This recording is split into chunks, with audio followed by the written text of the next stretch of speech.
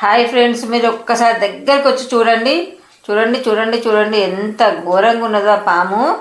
అదేంటండి, పసరిక్క పాము అంటారు కదండి. పసరిక్క పాముల్ని నేనైతే ఇంతగానైతే ఎప్పుడు చూడలేదండి. అంటే అంత పెద్ద పాముని మామూలుగా అయితే తెలంగాణ భాషలో ఆవుల మాస అంటారు. మామూలుగా కొంతమంది అయితే పసరిక్క పాము అంటారండి. అదండి అసలు కరేపాకు చెట్టుకు చుట్టుకొని ఉంది.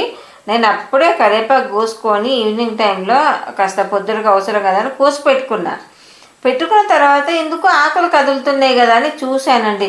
అసలు అది ఉందండి. దాదాపు పసరిక్క పాము అయితే నేను ఇంతవరకు అయితే ఒక మూరెడు అంటే 1.5 ఫీట్ 2 ఫీట్ల వరకే ఉంటుందండి. ఇదైతే దాదాపు ఒక 6 ఫీట్లంత పొడవు ఉందండి పాము.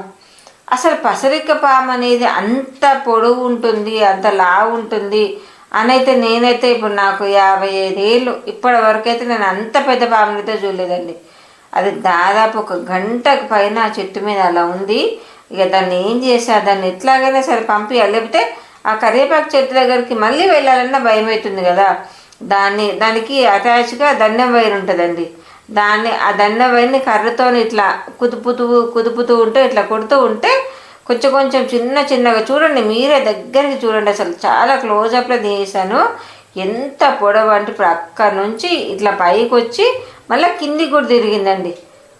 దానికి తోడు అసలు లావుగా ఉందండి. పసరిక్క పాము అయితే సన్నగా పీలలాగా 1 ఫీట్ 1.5 ఫీట్ అంతే ఉంటుందండి. నేను ఇంతవరకు చూసినంతలో అంత పెద్దదైతే నేను ఎప్పుడు చూడలేదండి. అసలు అంత లావుతో పాటు అంత పొడవుతో పాటు ఉంది, ఎంతకు కదలట్లేదండి.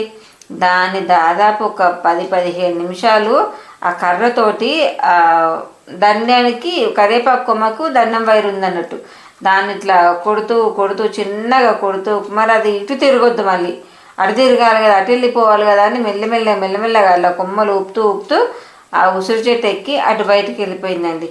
కాకపోతే అసలు అది వెళ్ళే వరకు నా ప్రాణం అంతా దాని మీదనే ఉందండి.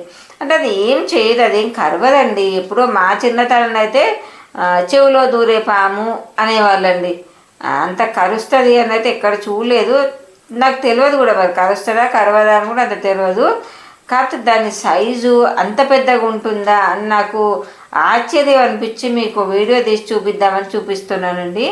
చెట్లల్లో తప్పకుండా ఉంటాయండి పసరిక్క పాములు, తప్పకుండా. గ్రీనరీ ఉన్నదంటే అవి ఉంటాయి.